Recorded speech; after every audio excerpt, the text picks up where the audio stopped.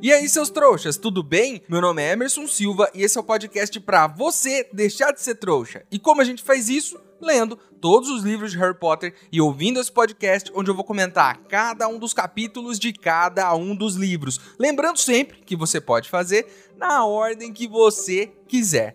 Hoje vamos comentar o capítulo 27 de A Ordem da Fênix, O Centauro e o Dedo Duro. Mas antes, no último episódio do bloco final, eu fiz uma pergunta pra vocês. E eu perguntei, se você pudesse prever a sua própria demissão, o que você faria antes de ser demitido? A Thaís Milani disse que ia tentar prever os números da loteria pra garantir uma graninha. E essa é uma ótima ideia. Porque afinal de contas, se você consegue prever sua própria demissão, também consegue prever os números da loteria. E aí tanto faz, né, se te demitirem ou não, porque no final das contas, você vai ficar rico, mais rico do que o menino Harry, e no final, você é que vai se demitir. Porque não é besta, né, de continuar trabalhando mesmo depois de se tornar um milionário. Pro Miguel Botel, ele ia procurar um outro emprego, mas antes ia fazer um exposed no Twitter de todos os babados da empresa que ele sabia.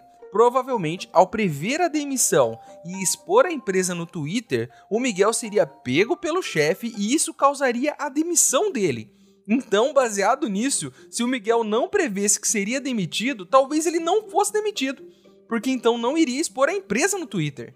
Fiquem com esse pensamento. E é claro, sempre que tiverem babados da última empresa, postem no Twitter e me avisem que eu adoro uma boa fofoca. Para Angélica Rocha, eu emprestaria o vira-tempo com Hermione e tentaria mudar o motivo que me fez ser demitida, caso eu gostasse do trabalho. Se eu não gostasse do trabalho, pediria para sair e viajaria em seguida. Mas aí, Angélica, você deve se fazer a seguinte pergunta: vale a pena? Eu sei que você pode gostar muito do emprego e tudo mais, mas pensa aqui comigo, você pode tentar evitar a sua demissão e acabar causando ela como o Miguel, ou você pode voltar no tempo e jogar na loteria com os números que vão sair nos próximos dias, como a Thaís vai fazer. Então, tudo é uma questão de perspectiva, certo? Então vamos pro capítulo de hoje? Então, antes que eu volte no tempo, jogue na loteria, cause de propósito a minha própria demissão deste podcast e depois exponha todos os ouvintes no Twitter, vamos logo pro episódio de hoje.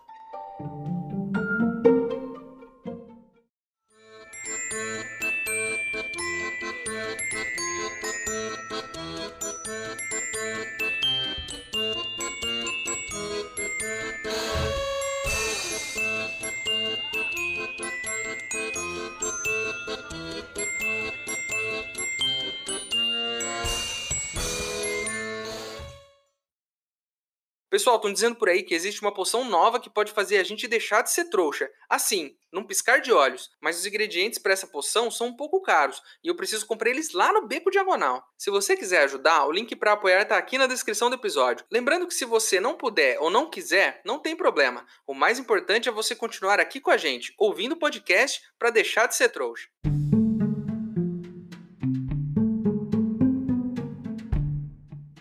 Resumindo rapidamente aqui o que aconteceu no último episódio, nossa não tão querida professora Trelawney não previu que seria demitida e foi pega de surpresa, mas quem foi pega de surpresa mesmo foi a Umbridge, que não conseguiu expulsar a professora da escola e ainda teve que engolir a indicação de um centauro para dar aulas de adivinhação. Lembrando que ela não gosta de quase nada que respira, a não ser ela mesma e o ministro, é claro. Então pode pôr aí na lista dela, que já tá extensa, de criaturas que ela provavelmente odeia, os centauros também. Estamos chegando no dia da nossa primeira aula com o Firenze, e a Lila Brown e a Parvati, que se acabaram em lágrimas por perder a professora favorita delas, né, já se esqueceram da coisa toda, porque segundo elas, o Firenze é um lindo centauro. A caminho da aula, o Rony fica surpreso porque eles não estão indo pra torre de sempre, né, mas a Parvati, que ouviu aqui o último episódio do podcast, lembra de que cavalos não sobem escadas. E eu diria mais, hein, Parvati? Fica aqui um aviso, né? E a mesma dica vale pro jovem que tá nos ouvindo aqui. Se você se deparar com um cavalo, ou se o seu professor for um centauro, jamais fique atrás dele. Porque sendo metade cavalo ou um cavalo inteiro, sabemos que é muito perigoso, já que provavelmente você pode acabar levando um belo de um coice. A sala do professor Firenze é diferenciada. Parece uma floresta, com musgo no chão e árvores dentro da sala. Não tem cadeiras e os alunos têm que ficar sentados no chão, encostados nas árvores. Ele então explica que foi muito legal o Dumbledore arrumar aquela sala para ele, já que agora ele tem que morar em Hogwarts, pois foi expulso do seu bando por servir os seres humanos. E os centauros jamais servem os seres humanos. Inclusive, o próprio Firenze tem um hematoma em forma de ferradura no peito, que deve ter sido esse o momento, né, em que ele foi expulso do bando dos centauros. Então a minha dica aqui faz mais sentido ainda, não só para os alunos e para os ouvintes, mas para os outros centauros também. Jamais fique atrás de um cavalo ou de um centauro, mesmo que você seja um deles, porque você pode acabar tomando um belo de um coice. Enfim, o teto da sala de aula exibe um céu cheio de estrelas, e o Firenze começa a falar sobre como os astros podem dar dicas sobre o nosso futuro. A Parvati, que está muito participativa, né?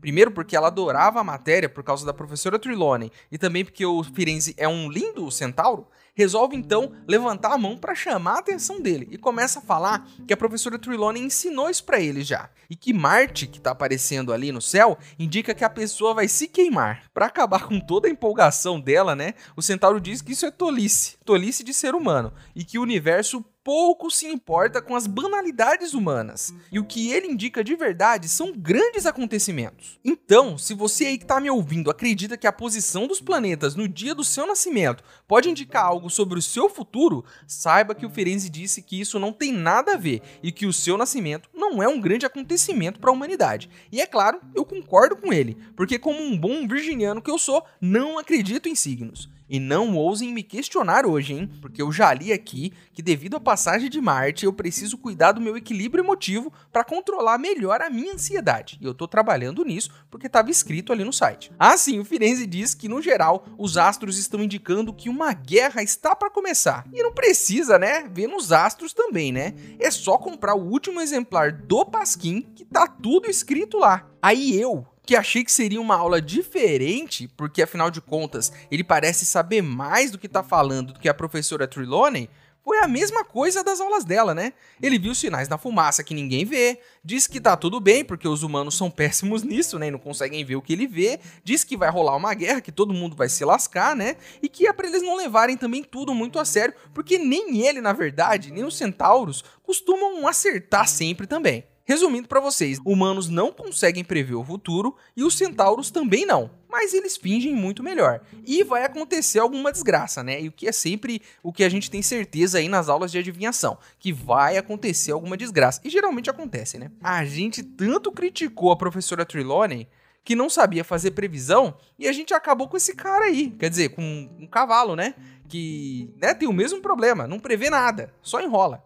E sempre termina com uma desgraça ali nas previsões. Mas enquanto a professora Trelawney previa a sua morte, ele só te chama de burro, porque você nunca vai conseguir interpretar os sinais como ele. No final da aula, o Firenze chama o Harry e pede para ele levar um recado pro Hagrid. E pede para que ele diga pro nosso grandalhão que a tentativa dele não está dando certo. E a dúvida que fica é, tentativa do quê? O que ele tá tentando, que a gente não sabe? Tem alguma coisa aí, ele vive todo machucado agora, né?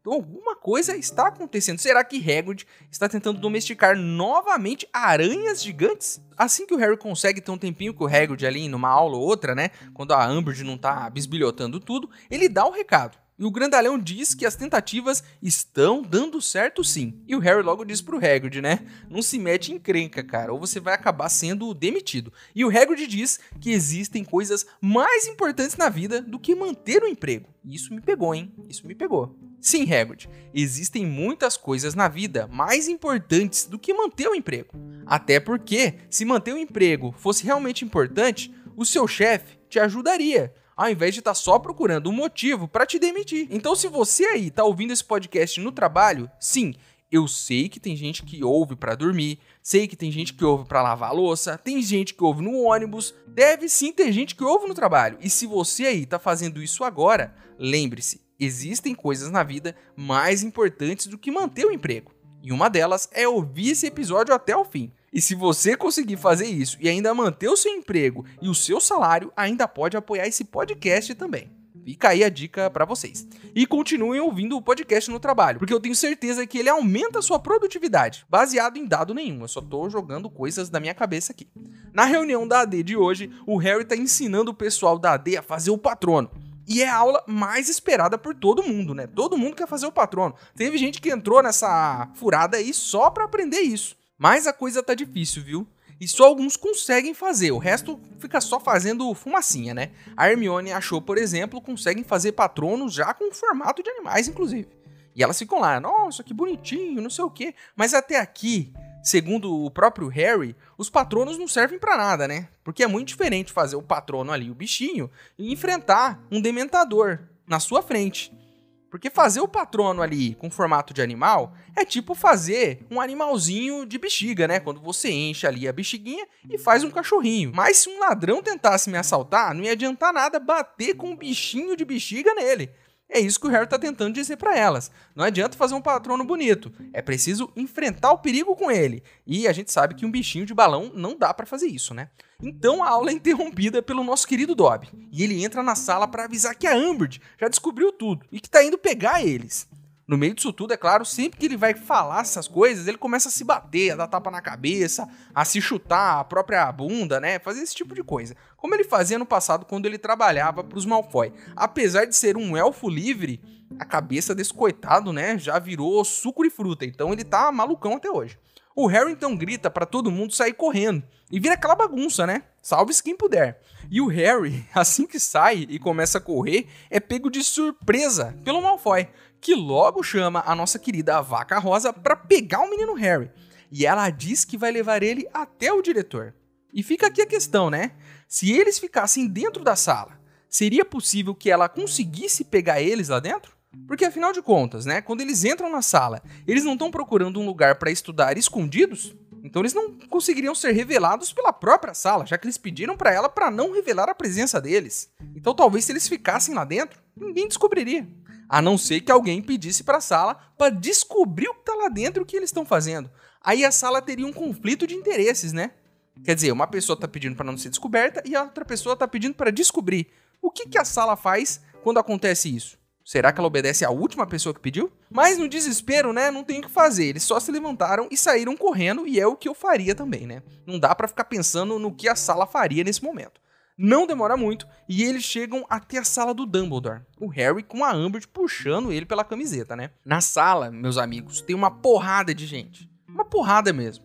Tem o Dumbledore, a professora McGonagall, o Queen Shrakbolt do Ministério, né, o Auror lá do Ministério, que tá na Ordem da Fênix, mas tá mantendo o disfarce ali, o Ministro da Magia e até o Percy, o mais chato dos Weasley. Ele está lá também, com aquela cara de tonto dele, né? O ministro, então, tá pistola da vida, né, e começa a perguntar se o Harry sabe por que ele tá ali. Por que a Umbridge pegou ele? E o Harry diz que não tá entendendo nada, não. Faz aquele tipo, né, na cabeça dele tá fervendo de pensamentos. Mas ele tenta manter as aparências e fala, não sei não, o que é?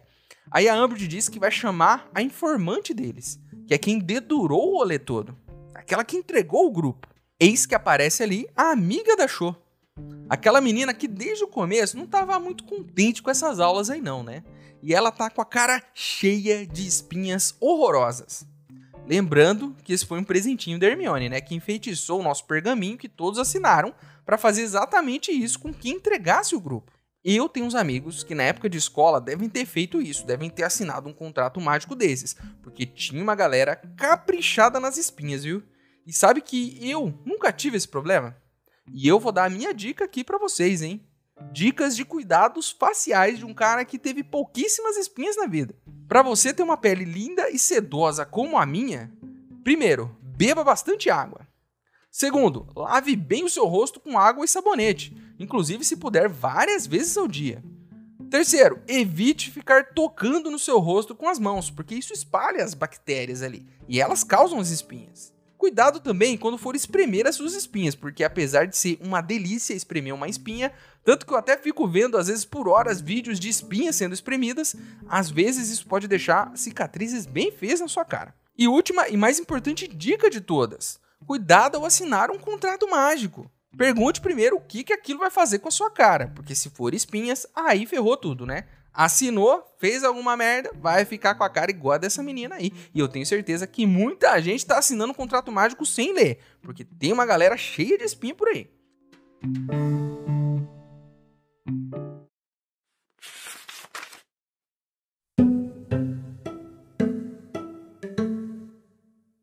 O que aconteceu, Dobby? Perguntou Harry, agarrando o bracinho do elfo e mantendo-o afastado de qualquer coisa que ele pudesse encontrar para se machucar. Harry, Potter, ela... Dobby deu um forte soco no nariz com um punho livre. Harry agarrou-o também. Quem é ela? Mas ele achava que sabia. Certamente só havia uma ela capaz de induzir tal pavor em Dobby. O elfo ergueu os olhos, ligeiramente vesgo, e pronunciou silenciosamente. Umbridge? Perguntou Harry, horrorizado. Dobby confirmou, e em seguida tentou bater a cabeça nos joelhos de Harry. O garoto segurou a distância dos braços. Ela não descobriu isso. Nós. A AD? Ele leu a resposta no rosto aflito do elfo, com as mãos presas por Harry. Ele tentou se chutar e caiu de joelhos. Ela está vindo? Perguntou Harry calmamente. Dobby deixou escapar um uivo. Está, Harry Potter, está. Harry se endireitou e olhou para os colegas, imóveis e aterrorizados, que contemplavam o elfo a se debater. Que é que vocês estão esperando? Berrou Harry. Corram!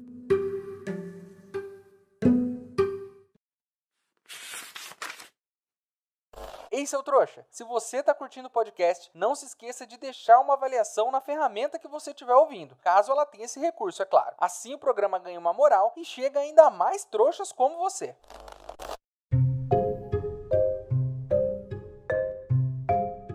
O Fudge até pergunta se a Umbridge não sabe uma contrazaração para resolver o negócio da espinha. E ela fala que não descobriu ainda. E era de se esperar, né? Mais uma professora incompetente nessa escola. A professora de adivinhação não sabe adivinhar o futuro. A professora de defesa contra as artes das trevas não sabe se defender contra artes nem artes normais. Imagina das trevas.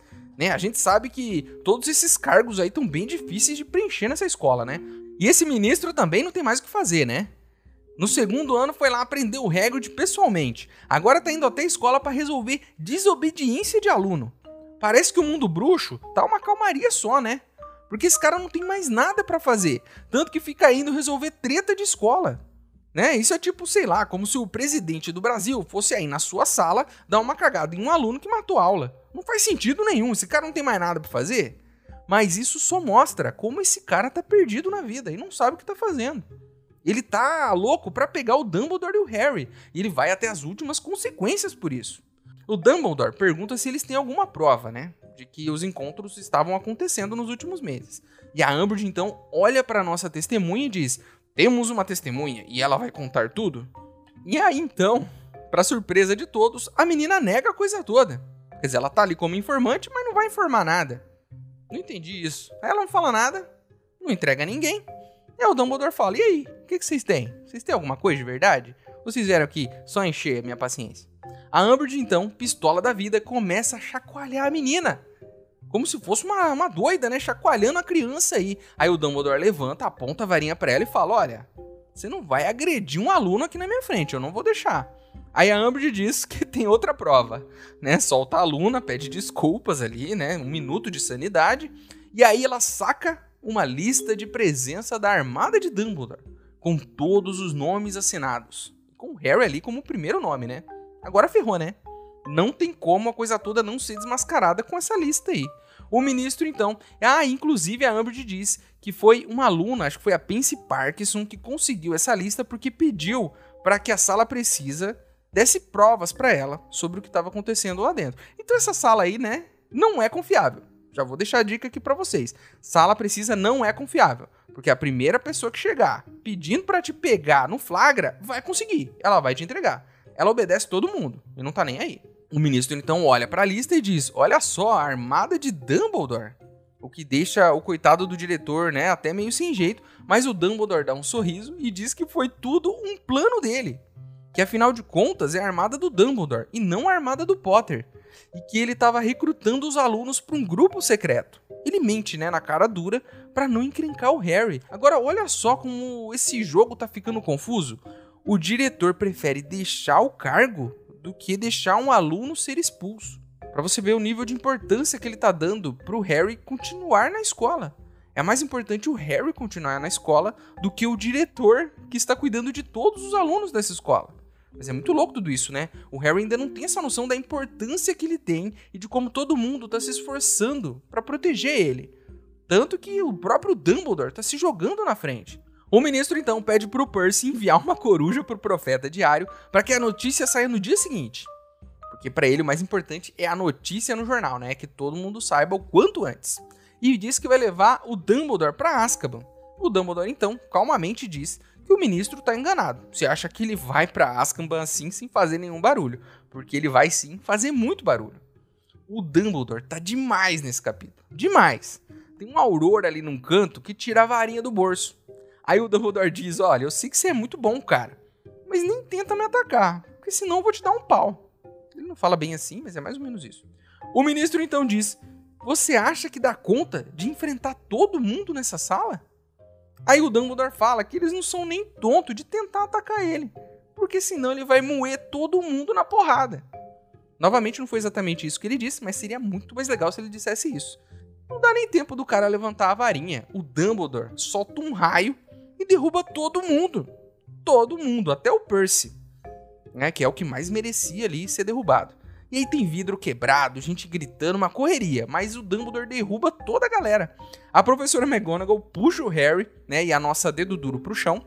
Depois de descer a cacetada em todo mundo do ministério, o Dumbledore aparece ali, né, no meio da bagunça pra eles, enquanto tá todo mundo desmaiado, e dá uma explicada rapidinho no que tá acontecendo.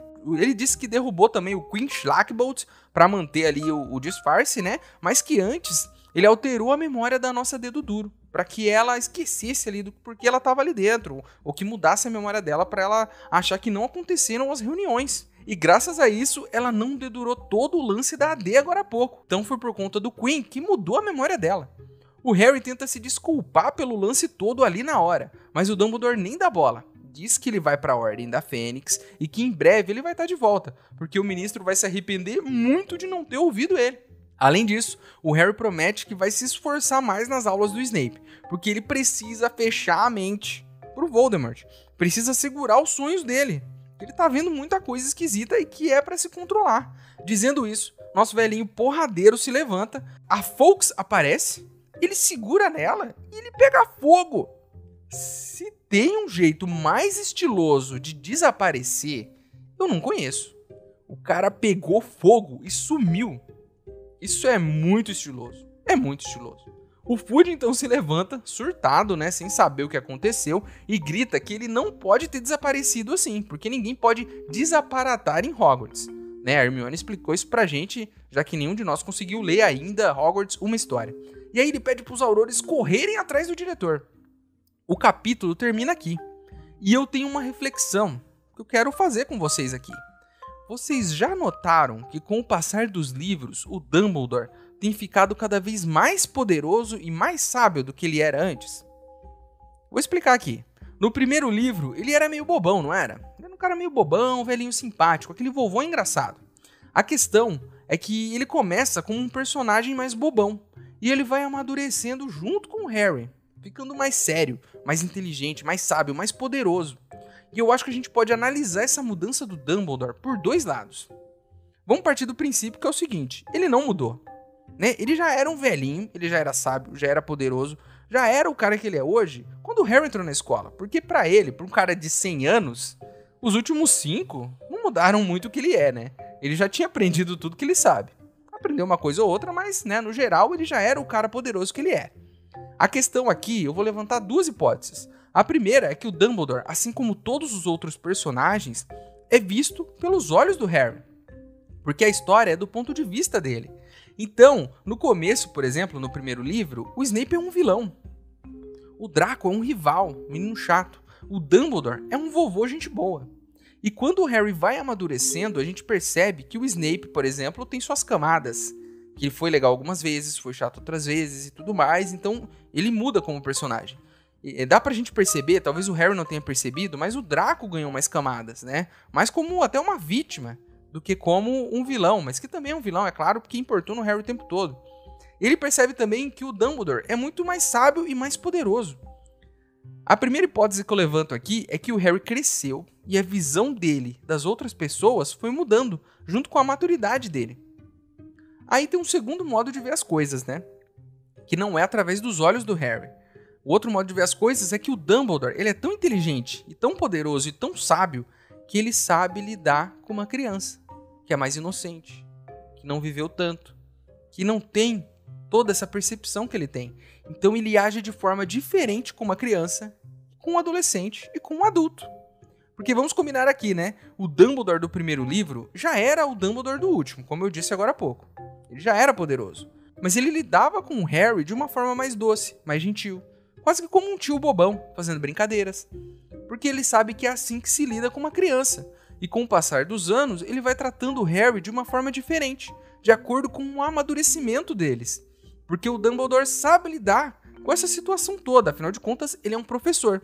E parte de ser professor é saber lidar com a idade dos seus alunos, né? E como conversar com esse público. Então, quando ele conversa com uma criança, ele é mais bobão, ele é mais um vozão. Quando ele já tá mais adulto, quando o aluno já tá mais adulto, ele pode ser um pouco mais sério, ser um pouco mais direto, falar as coisas na real, como elas são. Me diz aí, que professor de Hogwarts tem essa habilidade que o Dumbledore tem? Professora McGonagall, não tem. Ela é brava desde o começo, severa, sempre cobrando. O Snape sempre foi um pé no saco, independente dos motivos dele, mas sempre foi. O professor Flitwick, por exemplo, né? Ele é super gentil e amigável desde o início, ele não mudou de acordo com a idade dos alunos. Tanto que agora ele parece até bobinho, né? Ele não se encaixa muito. E no primeiro livro fazia total sentido, mas agora ele é o professor bobinho, o professor simpático. O Dumbledore, ele é tão incrível que ele muda o jeito dele de agir de acordo com a idade do aluno. Pode ser uma viagem minha, mas eu acho que pode ser até um pouquinho das duas coisas que eu falei aqui. Um pouco do olhar do Harry, que tá vendo o Dumbledore e está amadurecendo durante esses anos, e um pouquinho do Dumbledore, que sabe como agir com um menino de 11 anos e com um menino de 15, que são de formas diferentes. Sabe que o Harry agora tem mais maturidade para entender algumas coisas que ele não tinha antigamente. E por que eu tô falando tudo isso? Porque a cada livro que passa, o Dumbledore parece mais poderoso, mais inteligente, mais astuto. Mas ele sempre foi essa pessoa. A gente só tá vendo ele fazer essas coisas agora, e ele só tá agindo dessa forma agora, porque o Harry amadureceu. Então, seja pelos olhos do Harry ou uma atitude do Dumbledore, as coisas mudaram porque o Harry amadureceu e porque as coisas ficaram mais sérias também, é claro. E o que tudo isso significa, afinal de contas? Significa que nesse livro aqui, o Dumbledore desmaiou 5 pessoas com um feitiço só. Podemos esperar muita coisa maneira desse velhinho aqui. Daqui pra frente, eu tô ansioso pra ver o Dumbledore sentando a porrada em todo mundo.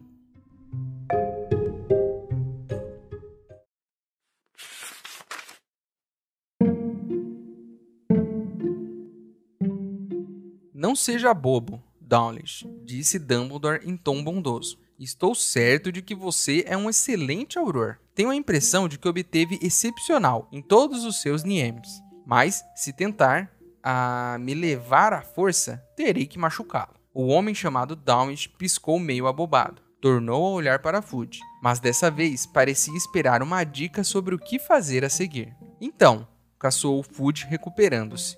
Você pretende enfrentar Dawlish, Shacklebolt, Dolores e a mim sozinho? É? Dumbledore. Pelas barbas de Merlin. Não, disse Dumbledore sorrindo. Não, a não ser que vocês sejam suficientemente insensatos de me obrigar a isso. Ele não estará sozinho, exclamou a professora McGonagall em voz alta, metendo a mão nas vestes. Ah, estará sim, Minerva, tornou Dumbledore rápido. Hogwarts precisa de você. Chega de disparates, disse Fudge, puxando a própria varinha. Dawlish, Shacklebolt, prendam-no.